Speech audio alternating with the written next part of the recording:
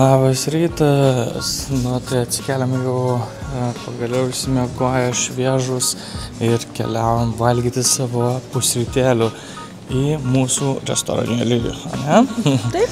Labai gerai išsimiegojom, šiaip viską nuėjom, vakar miegoti apie 12 kažkur plius minus, nes dar lovai pažiūrėjom Netflixą ir atsikeliam jau 8:30, jau einam į restoraniuką, kad dar gautume maisto. Gal dar pavyks ir braškių gauti, nes vakar nebespėjom. Tai einam, parodysiu, ką siūlo šiandien. Nu gerai, šį kartą jau mes čia apsišvietę viską žinom, tai pasiėmėm jau iš meniuko pasiūlymą, jau ne patys dėsimės, o dabar atneš maistelį mum jau čia tiesiai ant stalo, užsisakėm ir kavytės to pačiu. Nu, tai sakom, reikia pasilepinti, kadangi yra meniukas. Tai kol laukia maisto, dar pagalvojau, visai įdomus faktas yra tai, kad šitas viešbutis dėl ko jis turi tokį didelį holą, kadangi senais laikais, maždaug apie 1890 metus, čia buvo bankas.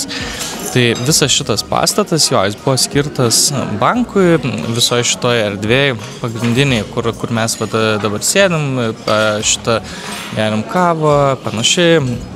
Tai va čia irgi būdavo priimami klientai. Tai toks trumpas, greitas, įdomus faktas apie patį viešbutį.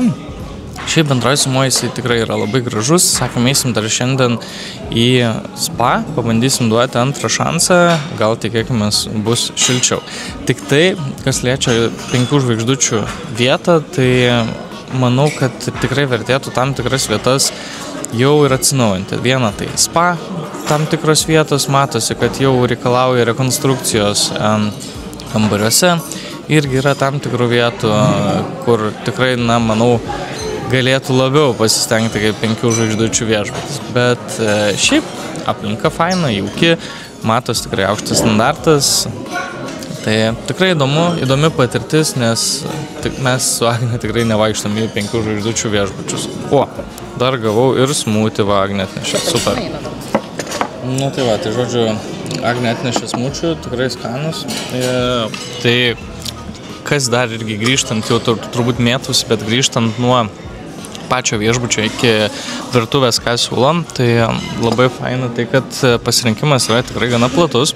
Gali pasimti smūčių, gali pasimti tradicinių pusryčių viešbučiuose, tai yra kiaušinis, taip pat kepinta kiauliena, dešrelės, blyneliai, bet tuo pačiu čia gali gauti tokių dalykų kaip smūčiai, šampaniukas, džinas, visokie vaisiai. Ta prasme, tikrai didelis, platus pasirinkimas. Tai va, labai fainai. Nu, va, koksai kiaušinukas, avokado taustukas. Opa. Super. Nu, Agne. Parodė, kas čia bėga. O, gerai. Super, bėga.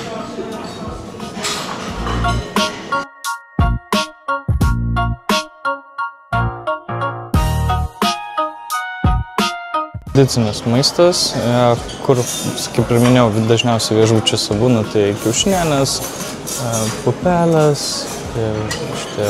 dešrelės, omletai, ten yra kiauliena ir panašiai, ten toliau blyneliai. O čia yra jau desertų dalis, galima prisidėti visokių pyragėlių, kruasanų ir panašiai. Čia jau arbata. Tai va, tai tikrai pasirinkimo nemažai. Tai va, kai aš sakiau, kad eisiu prie maisto, parodysiu, kas čia gera, tai iš karto atnešė mūsų tą avokadą, atnešė tuos kiaušinukus, tai žodžiu, tikrai geras maistas, labai skanu, labai greitas patiekimas, o aš toliau keliauju pasimti kažką iš maistelio, va ką ir parodžiau, tai nežinau, dar kažką reikia truputėlį įkirsti. Ir einam pasimėgusim, ane? Ir tada jau galvosim, galbūt eisim arba į spa, arba keliausim iki miesto, nes šiandien mūsų laukia zoologijos sodas, į kurį taip pat keliausime, o po jo Taip pat laukia dar mums ir šiek tiek vėl su alum susijęs dalykas, tai yra alaus muziejus. Gerai, ne šiek tiek, labai susijęs. Bumt ir atvykom į zoologijos parką. Tai šitas Zoo Praha yra vienas didžiausių labiausiai vertinamų visam pasaulyje. Matos ir žmonių kiekis atitinkamai yra tikrai nemažas. Įdomus faktas yra tai, kad zoologijos parkas yra atidarytas jau, tiksliau, dar 1931 metais ir šiaip apie galvojimą atidaryti parką buvo užsiminta jau 1881 metais, kai karalius tuometinis pateikė siūlymą apie tai, kad reikėtų atidaryti zoologijos parką. Tai pirmieji gyvūnai čia buvo vilkė lota ir liūtė šarka. Tai čia taip pat viskas yra sudėliota pagal žemynus bei gyvūnų buveinės, kuriuose jie gyvena. Tai vat bandysim irgi kiek spėsim praeiti, nes šiaip sakoma, kad čia reikia skirti visą dieną. Tai mes visos dienos tikrai neturim, bet pabandysim pasižiūrėti esminės vietas arba tiesiog tiek, kiek spėsim. Tai keliaukim kartu, pasižiūrėkim, kas čia yra ir galbūt susigundysit ir jūs atvykti į šitą vietą, kuri, kaip suprantu, iš tikrųjų yra gana populiari ne tik Čekijai, bet ir šiaip visam pasauly. Tiksliau, ne tiek, kiek populiari, bet žinoma. Va, keliaukim.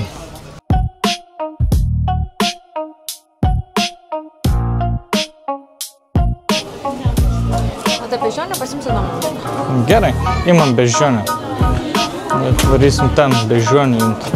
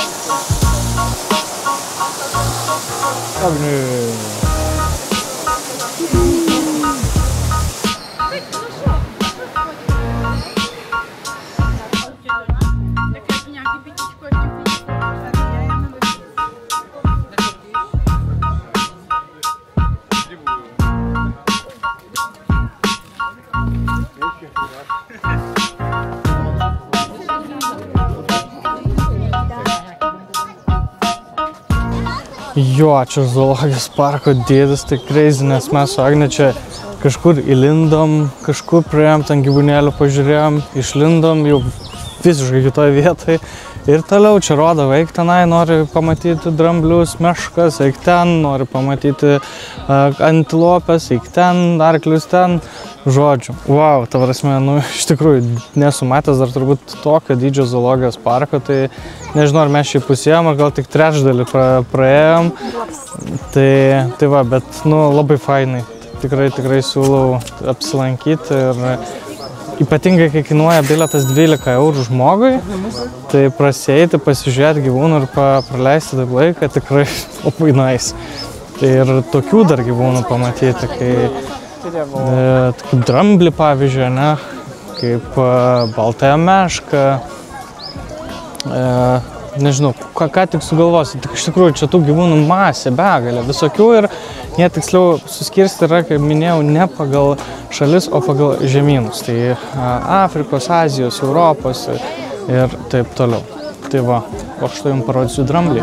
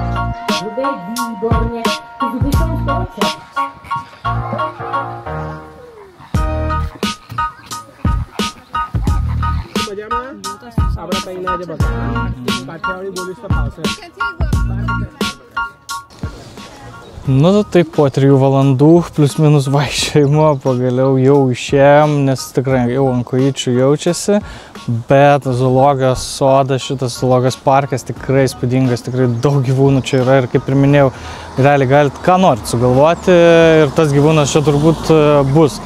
Tai tikrai įdomi patirtis, tikrai rekomenduoju, pasilikit laiko 3-4 valandom, jeigu varysit su šeima, tai tobulai vaikams čia irgi tikrai turėtų patikti. Priminsiu, bilietas tikrai nėra brangus, jisai žmogui kainuoja 12 eurų. Nu, o mes toliau laukiam į takso ir važiuosim į centrą, kur dar šiek tiek pasivadžiosim po senamiestį, nueisim gal kavytės atsigerti ir tada po truputį jau judėsim link viešbučio, susiruošim ir keliausim į alaus muziejų.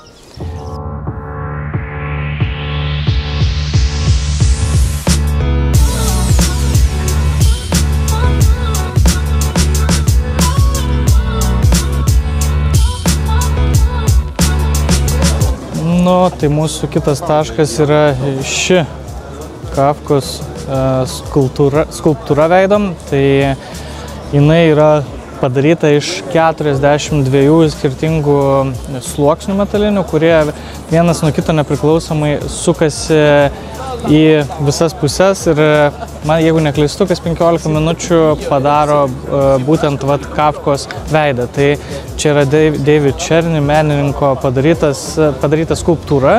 2014 metais atidengta ir faktas dar viena turistinė vieta, kuri pritraukia labai nemažai žmonių čia. Tai jos principas, būtent ką menininkas irgi norėjo parodyti, tai pavaizduoti ir perteikti Kafkos rašymo stilių, nes jisai buvo daugiau filosofinis, apie žmogaus vidinės kovas, suvienodėjimą. Tai būtent apie tai, apie žmogaus vidų, apie tapatybę ir atskleidžia šitą skulptūrą, sakydama, kad mes galim būti visiškai išsitaškę, galim susvetimėti patys su savimi, bet tuo pačiu galim būti ir savyje ir susivienodinti. Tai va, įdomi skulptūra su galbūt netgi įdomesnė meninė reikšmė, kuri yra be galo populiari čia. Tai gerai, tai pamatėm irgi dar vienas čekas prie skulptūros ir mes keliavom toliau, atsigersim kavytės ir pavaikščiosim po senamiestį ir keliausim jau link viešbučio.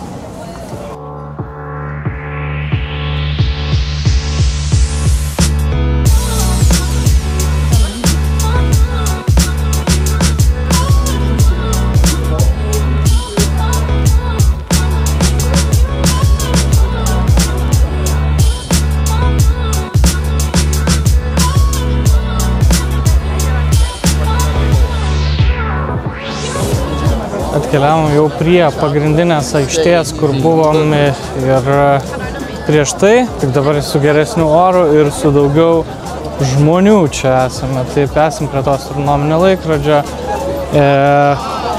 Kas įdomu, tai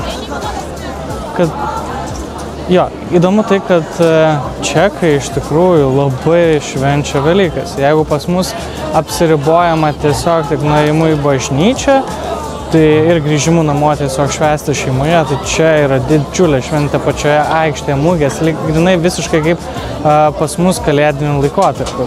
Žmonių masė, galvom, kai irgi atvažiuosim, kad niekas čia nebus, tų žmonių visi švęs savo kažkur namuose užsidarę, tai visiškai netiesa, tiesiog matot anšlagas. Pilnutiliausia žmonių, pilna aikštė, pilnos gatvelės, žodžiu, visi švenčia išėję į miestą, džiaugias, laimingi, patenkinti ir tikrai nesėdi kažkur užsidarę. Tai va, toks irgi įdomus faktas.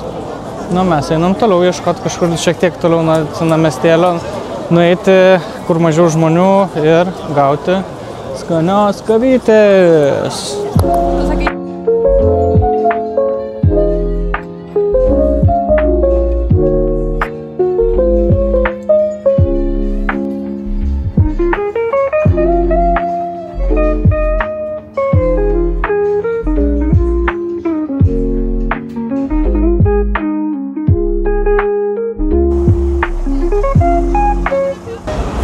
Tai jau po kavyčių, po viešbučio, nes nuėjom dar greitai ištiesti kojas, šiek tiek pailsėti. Ir dabar toliau į trasą ir keliaujam mes į Pilsner Urquell gamyklą, kur papasakos mums apie alų, papasakos istoriją, papasakos koks alus duos paragauti ir galėsim apsišviesti šiek tiek apie populiarų čekišką alutę. Tai va, keliaukime kartu, mėgaukimės oru, kuris tikrai jau į pabaigą mūsų kelionės tikrai lepina. Ir šiaip jo, labai faina iš tikrųjų, kad kai geras oras šilta, tai matos ir žmonių daugiau dar išlindo. Ir tikrai labai faina čia pasivaikščiot po senamiestį, kuris tikrai iš tikrųjų didelis yra. Tai va, viskas. Einam, žiūrim ir mėgaujamės.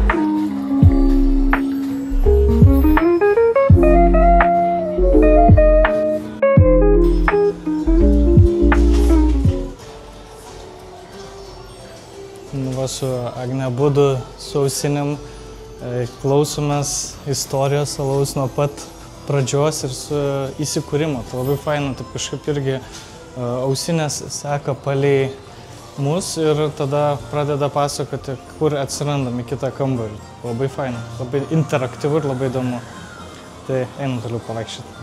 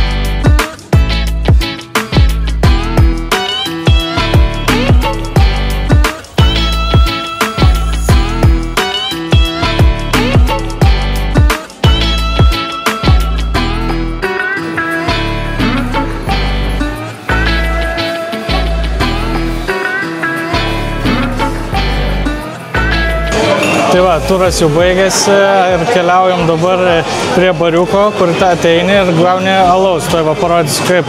Hello, hi, so I need to take these or? So those are for the gift shop downstairs. Ah, okay, so you should take these too. Awesome, couple beers for you? Two, couple, yeah. And then I have these 3 different pours for you. Chladinka. Cool, no problem. Yeah, okay. Tai va, tai žodžiu, irgi čia ateini po turo viso, gauni porą žetoniukų alui ir ateini realiai į barą. Tiesiog, tai va, irgi paklausiu, kokią alaus nori, nes yra 3 galimi būdai. Tai va, parodau. Yra chladinka, šnit ir mliko. Tai čia yra pagal putos dydį. Okay. Pagal putos dydį, tai va, aš pasiėmiau chladinką, kad tiesiog nebūtų labai daug, nes kiti mėgsta, pavyzdžiui, išbandyti, kur labai jau daug tos putos, toks pieno, sakykime, skonis jau gaunasi. Tai va, tai su Agne išbandysim, bet šiaip konceptas labai fainas, labai rekomenduoju. Thank you very much. You're welcome, my friend. Thank you. Okay, I'm gonna take this.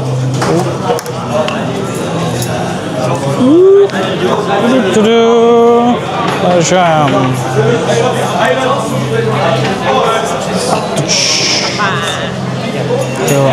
Nu, turas labai patiko. Na zdravie. Čia reikia tave padaryti. Nu, Agne, pasakyk, kaip tau turas, ką gero išgirdai.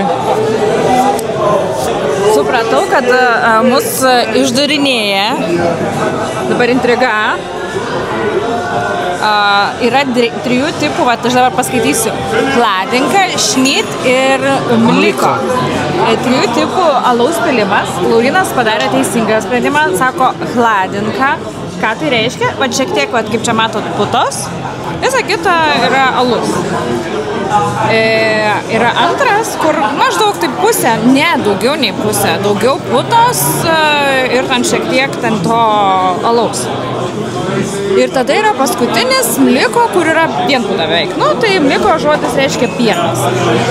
Bet kaina visų tai ta pati. Tu papasakok dabar kažką. Gerai, tai ką aš galiu papasakoti, užsiklausiau tiesiog Agnės, kaip jinai pasakoja su 2 bokalais alaus, žiūrėkit, va. Tai tiesiog nuostabus gražus vaizdas. O šiaip tai jo, labai faina, šiaip sakau, pats konceptas, pirmą kartą esam su Agne buvę ir Ispanijoje, Barcelonoje, šitam Estrėjos gamyklai. Tai, čia visiškai visa galva, koja ir visų kūnų yra aukščiau, todėl kad čia visiškai interaktyvu, daug pasakojimo, daug visokių vaizdų, žaidimo elementų. Ir tikrai tu kažką išsineši šitoje vietoje. Laurynas visus žaidimus laimėjo, nesąmonė. Tai va, tai šitą šiaip tikrai įdomi istorija, daug labai nepasakosiu, nes nenoriu jums čia pripasakoti, jeigu eisit ir sudalyvausit šitoje ekskursijai, bet tikrai, jeigu važiuojat Čekiją į Prahą, tai žiūrėkit, čia pačiam centre šitas alaus muziejus, Pilsner Urkel, tai tikrai faina, tikrai įdomu ir tikrai verta. Viskas, o mes dabar keliaujame ragauti alučio ir aš tai gal paskutinį komentarą noriu. Net jeigu ir nemėgstat alaus, o ypatingai keliaut porom ir ten antrą pusę to alaus nelabai mėgsta. Aš antrai pusėje sakau, verta, čia dėl patirties verta, nes čia tikrai yra labai įdomi interaktyvi patirtis. Tai va, klausykit Agnės, Agnė nemeluoja. Viskas, o mes einam ragauti alaus.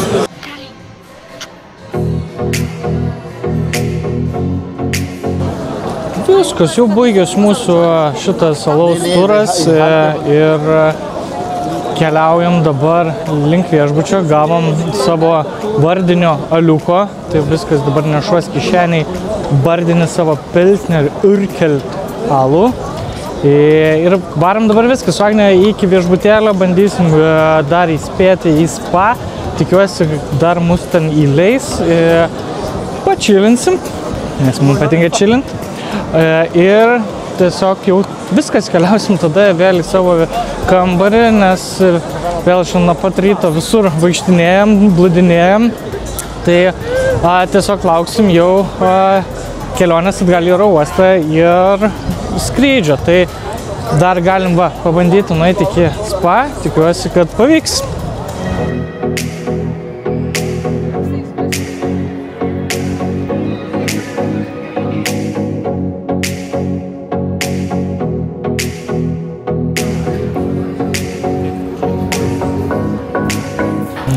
Žodžiu, tai pasikeitė planai, ėjom link viešbučių, buvom visai netoli ir tada su Agne kažkaip sakom, o gal užsukam pavalgyt.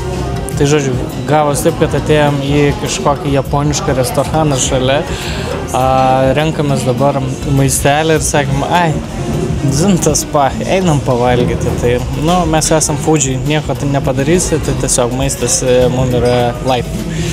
Tai renkamės maistą ir tada jau ko gero viskas jau spa mums nuplauks, bet keliausim tada tiesiog ramiai pasibūti ir susidėti daiktus ir ruoštis kelionį. Tai galėsiu parodyti, koks netoli viešbučio mūsų yra japoniškas restoranėlis ir kokį maistą jie čia duoda.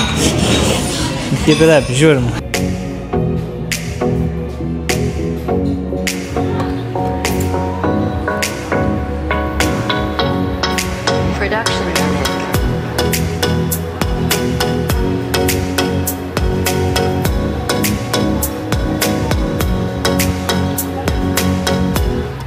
Tai gavom savo hotpotą, aš tai niekada dar nebuvau bandęs šito reikalo, tai Agnė čia ekspertė, žodžiu, padėjo mums čia tą sriubą ir dabar jinai, tai dabar šyla, čia mums irgi uždėjo sriubas, negalėjo patraukti, nes žinai, šyla ant tos vietos.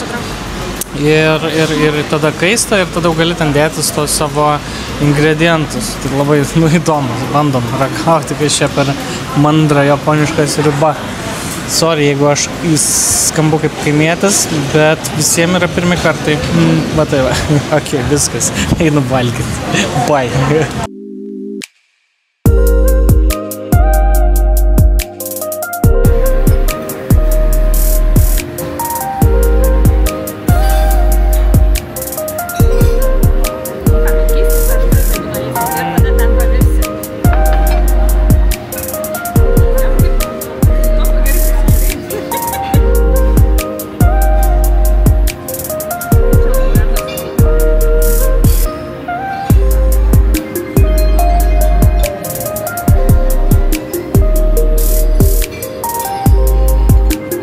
Jau į pabaigą šitas mūsų maistelis, bet tikrai gera patirtis.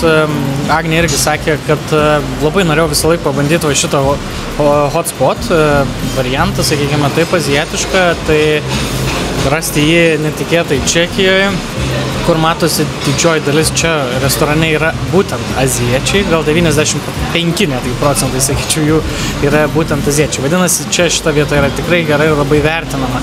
O esmė, principas yra, va, pavyzdžiui, pasiemi mėsytės gabalą, jinai yra labai plona, dėl to irgi reikalų yra šiek tiek ją pačiupti, va. O, jau sugrebiau, labai gerai, va. Sugrebiam, tada šiek tiek pamirkom į padažėlis, čia toks aštresnis padažiukas, tai galvoju, jis labai gerai yra sultiniai. Ir va tą žalią mėsą pasiemam ir ją dedam šičia. Va. Ir jinai tada troškinasi, nes vanduo čia yra verdantis visą laiką, tai itin karštas. Ir va, jau matot, kaip keičiasi spalvelė. Tai kišam dar toliau, ten ją mirkom. Pamirkom. Ir realiai jinai viskas yra jau paruošta ir aš galiu dėtis į savo mini indelį, kuriame jau ta sriuba yra šiek tiek vėsesnė, nes čia tiesiog karštas ir verdantis vanduo. Ir čia jau gali susidėti visus ingredientus, įsipilti skysčių ir valgyti kaip sriubą. Tai, tikrai geras ir įdomus kultūrinis variantas. Tai jeigu irgi būsite čia Prahoj, neprabėkit, visai įdomu, o aš toliau valgau, skanaus man. Ok, vietoj spa čia tikrai yra labai tas pats realiai, nes aš jau visas sukaitas nuo tos sriubos, kosmosas, o šiaip tai yra correctionas, ne hotspotą, hotpotą, bešnekant jau man liežuvis pinasi, tai kažkaip gerai Agnė paskui sako, ne hotspotas, hotpot sako, tai va, tai hotpot, tikrai atsiminsit ir jūs dabar. O tikrai geras experiences, dar kartą galiu pasikartoti, baigiam valgyti. Ir viskas jau dabar tikrai keliausim į viešbutį, savo spa pramazinom, nieko tokio, eisim susidėti daiktus ir ilsėtis, nes reiks anksti keltis ir varyti į oro uostą. Tai labanaktis ir iki ankstaus ryto dar rytoj. Čiau.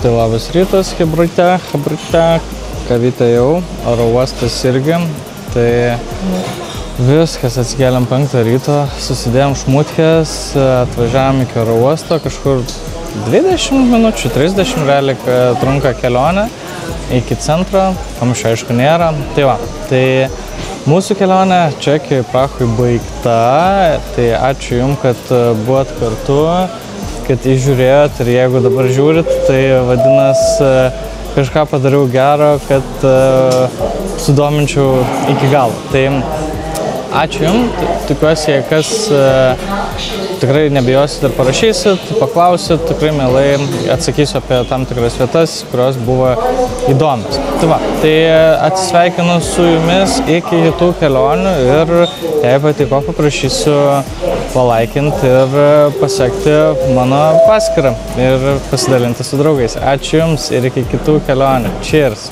Bye!